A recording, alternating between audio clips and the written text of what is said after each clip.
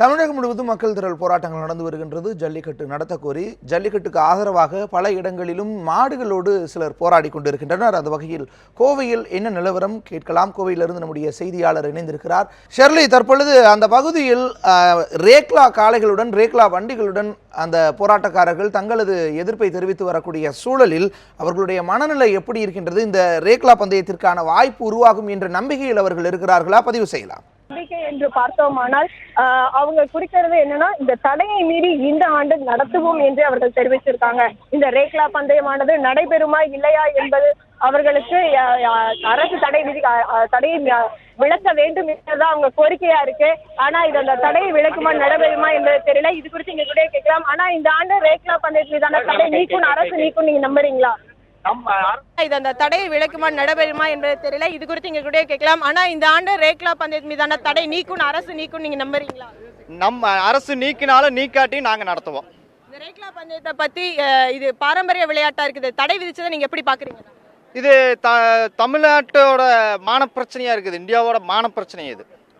சரிங்களா? இது எங்களோட உணர்ச்சி, விவசாயத்தோட உணர்ச்சி. அதை தமிழ்நாட உணர்ச்சி நோண்டி பார்க்குறாங்க. இது ஆதி காலத்திலிருந்து தமிழர்களால் போற்றி பாரம்பரியமாக போற்றி வந்த ஒரு வீர விளையாட்டு.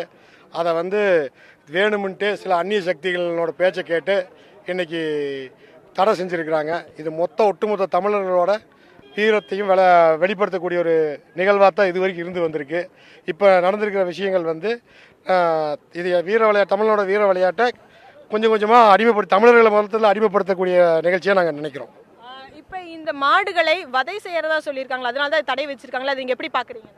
தடைங்கிறது இல்லை மேடம். இது மாடுகளை வளர்க்கறதுக்கு வேண்டிய அதனோட சந்தோஷத்தை பாருங்க. இன்னைக்கு வண்டி பூட்டுனது அதுகளே ஓடுறதுக்கு தயாராகுது. அப்பேற்பட்ட அது இயற்கையான ஜீனை கட்டுப்படுத்தி இவங்க அடிமாட்டு கொண்டு போய் அதை கறிக்கு விற்கிறாங்க.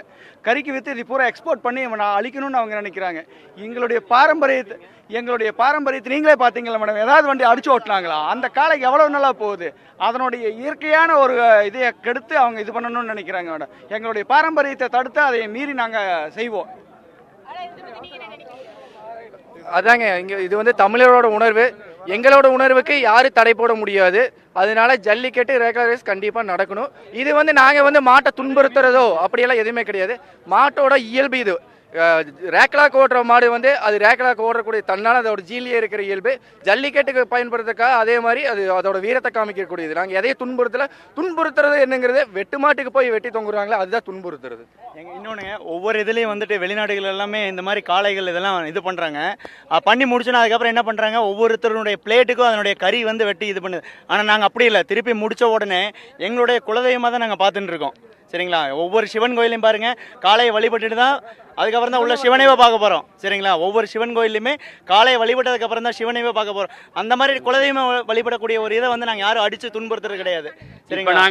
நாங்கள் இங்க ஒத்திகை தான் பார்த்துருக்கோம். திங்கக்கிழமைக்கு தடையை மீறி நாங்கள் ரேக்லா நடத்துவோம். கண்டிப்பா நடத்துவோம். இப்ப நடத்துறது சொல்லுவோம். இப்ப நாங்க நடத்துறது ரேக்லா கிடையாது. ரேக்லா நடத்துறதுக்கான ஒரு ஒத்திகை தான் பார்த்திருக்கிறோம். திங்கக்கிழமை கண்டிப்பா தடையை மீறி மத்திய அரசு மாநில அரசு தடையை மீறி நாங்க ரேக்லா கண்டிப்பா நடத்துவோம். தேவேந்திரன் நம்ம இவங்க தடையை மீறி ரேக்லா நடத்துவோம்னு சொல்லியிருக்காங்க. நம்மள இவ்வளவு தூரம் இந்த ரேக்லா வண்டியில கூட்டிட்டு வந்த அந்த விவசாயிடம் கேட்கலாம். ஆனா இப்பதான் இத்தனை நேரம் நம்ம உங்க ரேக்லா வண்டிகள்ல தான் வந்தோம். ரேக்லா அனுபவம் எங்களுக்கே புதுசா இருந்தது.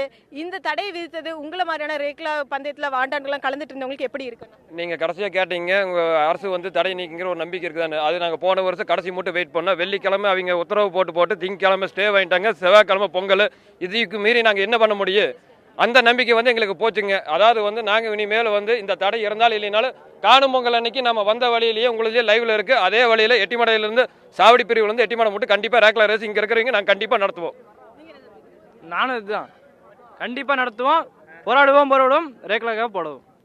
சினிமா பட இதையும் மட்டும் அவசர வழக்கா எடுத்து விசாரிக்கிறாங்க. ஏன் ரேக்லாக்கு 3 வருஷமா இந்த இது ஜல்லிக்கட்டுக்கு விசாரிச்சு தீர்ப்பு சொல்ல முடியாதா? சினிமா படத்துக்கு உடனே அவசர வழக்கு எடுத்து விசாரிக்கிறாங்கல்ல, இதுக்கு மட்டும் விசாரிக்க முடியாதா? குதிரை ரேஸ் நடக்குது, அதுக்கெல்லாம் ஏன் தடை? அதுக்கு மேலே தடை விதிக்க மாட்டாங்களா? எல்லாத்தையுமே பண்ணுறாங்கல்ல.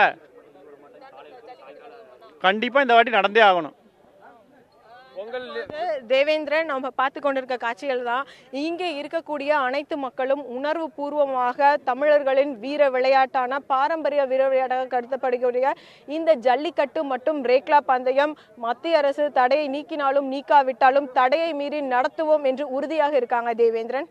ஷெர்லி, கோவையிலிருந்து அங்கு இருக்கக்கூடிய நிலவரங்களை அளித்தமைக்கு நன்றி. ரேக்லா ரேஸ் வீரர்களோடு நடத்திய அந்த அவர்களுடைய மனநிலையை பதிவு செய்ததற்கும் நன்றி.